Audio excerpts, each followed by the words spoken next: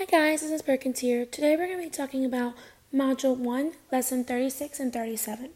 In these lessons we talked about being able to solve problems when subtracting from 9 and 10. So looking at this, we have 9 plus 2. And we even have these blocks right here to help us. But let's count to see how many blocks we have.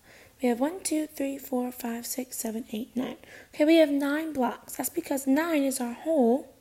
Whoopsies. 9 is our whole because that's the number that goes in front of the minus sign. So we have 9 minus 2, excuse me. That means we're going to take away 2 and circle the rest.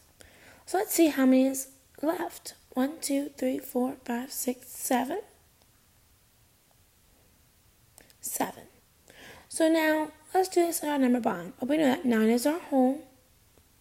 We took away 2, that's a part, and then there was 7 left, which is our other part.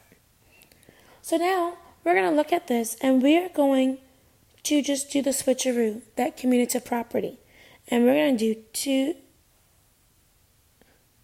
do 9 minus 7, and we're going to see what that equals, because we're going to switch those parts around. Let's draw that picture to see it.